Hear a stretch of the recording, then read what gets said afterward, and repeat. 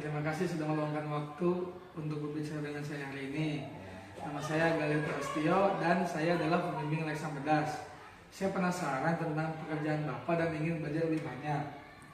Yang pertama, boleh tahu nama lengkap Bapak dan apa pekerjaan Bapak? Nama lengkap saya Yana Heriana Sujana. Pekerjaan saya di sini adalah sebagai operator sekolah atau sebagai tata usaha di sekolah. Bagaimana Bapak mulai pekerjaan operator ini? Saya mulai pekerjaan operator ini yang pertama untuk penataan sekolah ya, dari Dapodik, aplikasi Dapodik, mendata siswa-siswa, terus administrasi guru, terus lanjut dengan administrasi keuangan juga. Jadi merangkap semua gitu. Iya, semua di sini.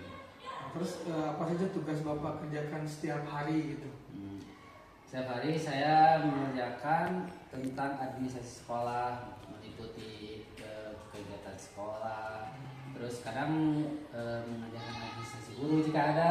Iya. Kalau untuk keseharian yang rutin itu mengerjakan tentang administrasi keuangan gitu, di pengelolaan bos. Ya lebih ke administrasi keuangannya Ya. ya di sini untuk setiap harinya.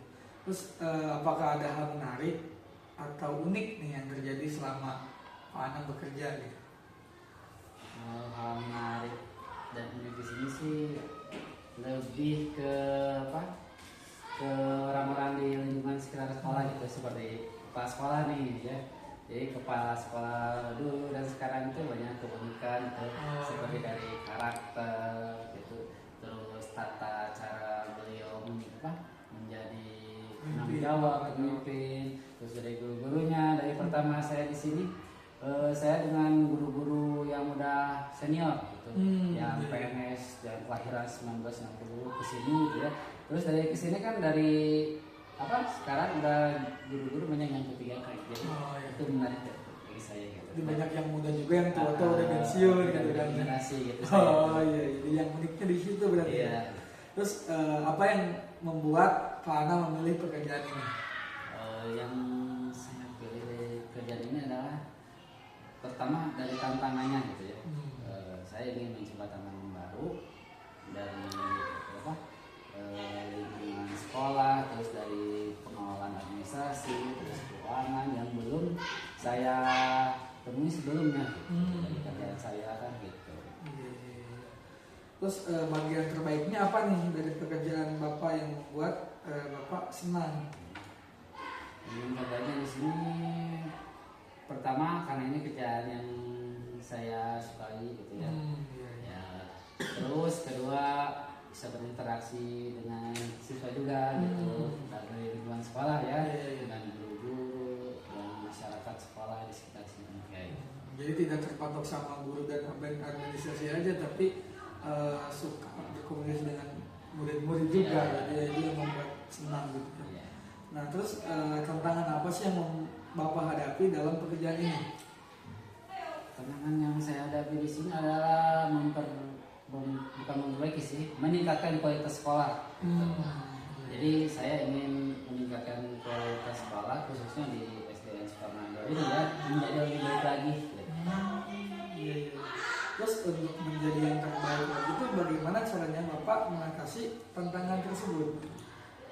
Dari tantangan itu ya, kalau dari pribadi kerjaan saya sendiri ya, berarti saya meningkatkan kinerja saya sebagai operator sekolah, sebagai pembuat administrasi sekolah gitu. Dilanjutkan mungkin dengan guru-gurunya gitu, cara mengajar siswanya. Terus tidak lupa lagi kepala sekolah sebagai penanggung jawab bagaimana gitu beliau berperan sebagai pemimpin di sini.